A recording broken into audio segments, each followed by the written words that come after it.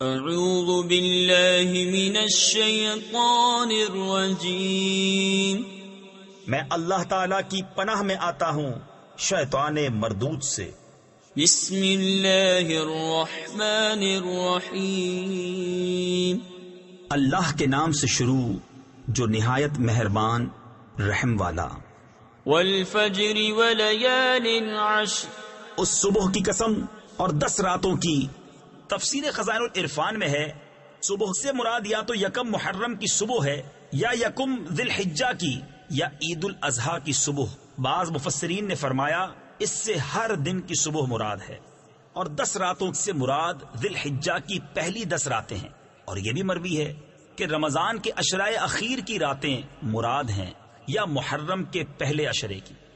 والشفع والوتر واللیل اذا یسر هل فی ذلک قسم لذی حجر، اور جفت اور طاق کی، اور رات کی جب چل دے کیونکہ اس میں عقل مند کے لیے قسم ہوئی۔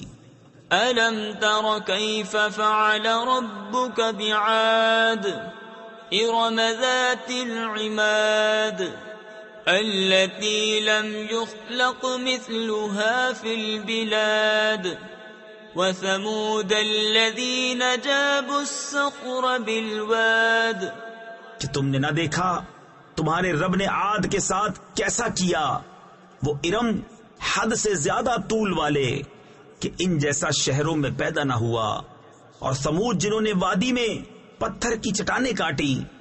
وفرعون ذی الاوتاد الذين طغوا في البلاد فأكثروا فيها الفساد فصب عليهم ربك سوط عذاب إن ربك لبالمرصاد۔ اور فرعون کے چو میخا کرتا یعنی سخت سزائیں دیتا جنہوں نے شہروں میں سرکشی کی، پھر ان میں بہت فساد پھیلایا، تو ان پر تمہارے رب نے عذاب کا کوڑا بقوت مارا۔ بے شک تمہارے رب کی نظر سے کچھ غائب نہیں۔ فَأَمَّا الْإِنسَانُ إِذَا مَا ابْتَلَاهُ رَبُّهُ فَأَكْرَمَهُ وَنَعَّمَهُ فَيَقُولُ رَبِّي أَكْرَمَنِ وَأَمَّا إِذَا مَا ابْتَلَاهُ فَقَدَرَ عَلَيْهِ رِزْقَهُ فَيَقُولُ رَبِّي أَهَانَنِ۔ لیکن آدمی تو جب اسے اس کا رب آزمائے کہ اس کو جاہ اور نعمت دے، جب تو کہتا ہے میرے رب نے مجھے عزت دی، اور اگر آزمائے اور اس کا رزق اس پر تنگ کرے تو کہتا ہے میرے رب نے مجھے خوار کیا۔ كلا بل لا تكرمون اليتيم ولا تحاضون على طعام المسكين وتأكلون التراث أكلا لما وتحبون المال حبا جما۔ یوں نہیں بلکہ تم یتیم کی عزت نہیں کرتے، اور آپس میں ایک دوسرے کو مسکین کے کھلانے کی رغبت نہیں دیتے، اور میراث کا مال ہپ ہپ کھاتے ہو، اور مال کی نہایت محبت رکھتے ہو۔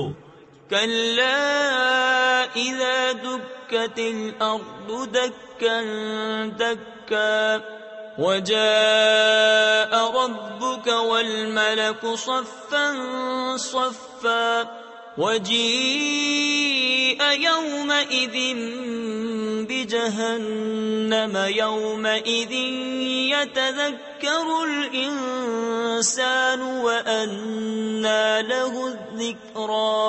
ہاں ہاں، جب زمین ٹکرا کر پاش پاش کر دی جائے اور تمہارے رب کا حکم آئے اور فرشتے کتار کتار، اور اس دن جہنم لائی جائے، اس دن آدمی سوچے گا، اور اب اسے سوچنے کا وقت کہاں۔